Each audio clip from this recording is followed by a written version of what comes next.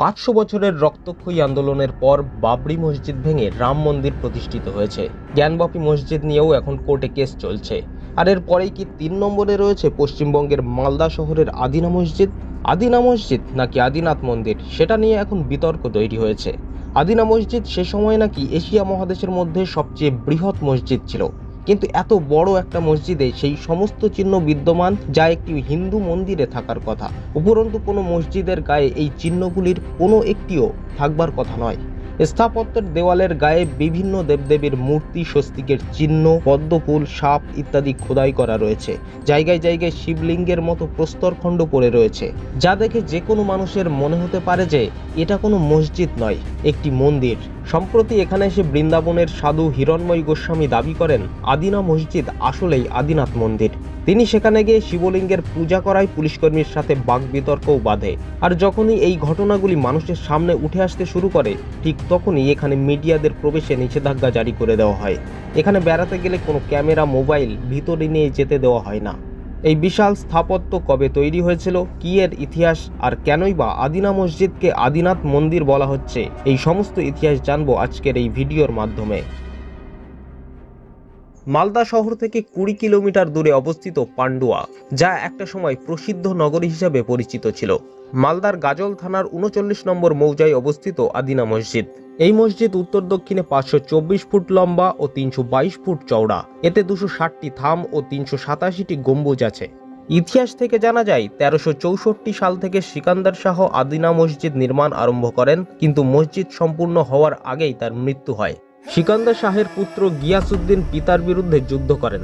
এই যুদ্ধে সিকান্দার শাহ মৃত্যুবরণ করেন। এত বৃহৎ একটি মসজিদের দেওয়ালে নানান সব দেবদেবীর মূর্তি এবং হিন্দু ধর্মীয় সব চিহ্ন লক্ষ্য করা যায়। মসজিদের ভিতরে প্রবেশ করলেই একটি কবর দেখতে পাওয়া যায়। অনেকে এটাকে সুলতান সিকান্দার শাহর কবর বলে মনে করলেও এটা কিন্তু কখনোই সিকান্দার শাহর কবর নয়। এই কবরটা আসলে এই এলাকারই একজন ফকিরের। মৃত্যুর পর তাকে মসজিদের মধ্যেই কবর দেওয়া হয়। সরকারিভাবে এই স্থাপত্যটিকে সিকান্দার শাহ বানিয়েছিলেন বলে বলা হলেও অনেক ঐতিহাসিক এটিকে মানতে নারাজ। অনেকেই সিকান্দার শাহকে এর প্রকৃত নির্মাতা না বলে সংস্কারক বলে মনে করেন। এই স্থাপত্যের প্রকৃত প্রতিষ্ঠা ঠিক কবে হয়েছিল এবং আদতে এটি কোনো মসজিদ ছিল কিনা তা নিয়ে ইতিহাস বিশ্লেষণকারীদের কাছে সন্দেহ তৈরি হয়েছে। কেউ কেউ মনে করেন এটি ছিল প্রাচীনকালে জৈন পথপ্রদর্শক আদিনাথের মন্দির, পরে পরিণত হয় বৌদ্ধ বিহারে। কেউ কেউ মনে করেন এখানে একসময় বিশাল মন্দির তৈরির কাজ শুরু হয়েছিল, কিন্তু মন্দির সম্পন্ন হওয়ার আগেই মুসলিম আক্রমণকারীরা হামলা চালায়, যার ফলে মন্দিরটি অসম্পূর্ণ থেকে যায়। পরে মুসলিম শাসকদের আদেশে এই মন্দির ভেঙে মসজিদে রূপান্তরিত করা হয়। স্থাপত্যটি ঘুরে ঘুরে দেখলে লক্ষ্য করা যাবে এর বিভিন্ন অংশে হিন্দু সংস্কৃতির বিভিন্ন চিহ্ন। এই স্থাপত্যেরই একটি দরজা দিয়ে ঢোকার সময় দরজার ঠিক উপরেই রয়েছে একটি গণেশ মূর্তি, যেটা ভেঙে ফেলার চেষ্টা করা হয়েছে। তবে গণেশ মূর্তি কেবল একটি দরজার উপরেই রয়েছে এমনটা কিন্তু নয়, অনেকটি দরজা এবং অন্যান্য অংশেও গণেশ মূর্তি রয়েছে। মসজিদে এমন অনেকগুলি স্ট্রাকচার রয়েছে যেগুলিকে মেহরাব বলা হচ্ছে, কিন্তু প্রত্যেকটি মেহরাবের ভিতরে আলাদা আলাদা দেবদেবীর মূর্তি বা কোনো নৃত্যরতা মহিলাকে দেখা যাচ্ছে। এর সাথে দেখা যাচ্ছে একটি কলস এবং তার উপরে রয়েছে পদ্মফুল। ইসলাম ধর্মে কিন্তু ফুলের কোনো জায়গা নেই। এই যে সমস্ত ডিজাইনগুলো দেখা যাচ্ছে, এর একটিও কি ইসলাম বা কোনো মসজিদের গায়ে দেখা যায়? মসজিদের একেবারে কেন্দ্রীয় মেহরাবটিকে যদি আমরা দেখি, তাহলে দেখতে পাবো একেবারে উপরে রয়েছে একটি জানলা, তার ঠিক নিচে রয়েছে একটি শিবলিঙ্গ, এর নিচে রয়েছে একটি বিরাট পদ্মফুল। আরও একটু নিচে আসলে দুপাশে রয়েছে দুটো পদ্মফুল।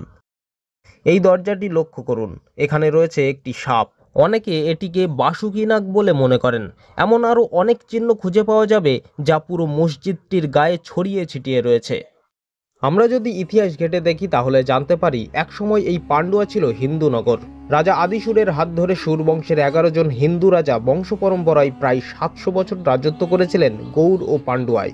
এরপর পাল বংশের রাজারা আরও প্রায় 700 বছর রাজত্ব করেন এই স্থানে। তারপর আসে সেন বংশ।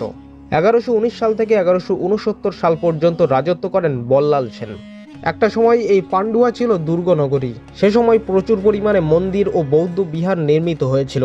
সে সময়ে নির্মিত শত শত দেবালয়, স্তূপ, চৈত্য ও বিহার বিরাজ করত।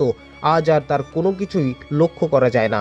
দীর্ঘ হিন্দু রাজত্বের পর যখন বাংলা মুসলিম শাসকদের অধীনে আসে, তখন সেই সমস্ত মন্দির আর স্থাপত্যকে ভেঙে মসজিদে রূপান্তরিত করে মুসলিম শাসকরা, যার চিহ্ন আজও বহন করে চলেছে এই এলাকার মসজিদের দেওয়ালগুলি। এই আদিনাকে নিয়ে অক্ষয় মৈত্রও তার রচনার এক জায়গায় লিখেছেন, শামসুদ্দিন 1358 খ্রিস্টাব্দে পরলোক গমন করেন। তাহার পুত্র সেকন্দার শাহের দীর্ঘ শাসন সময়েই পান্ডুয়ার সবিশেষ পরিবর্তনের সূত্রপাত হয়। সেকন্দার শাহ মন্দির ভাঙিয়া মসজিদ রচনায় প্রবৃত্ত হইয়াছিলেন। ইহা সেকালের মুসলমান বাদশাহগণের সাধারণ প্রবৃত্তি বলিয়া উল্লিখিত হইতে পারে। বখতিয়ার খিলজি ইহার পথপ্রদর্শক বলিয়া উল্লিখিত।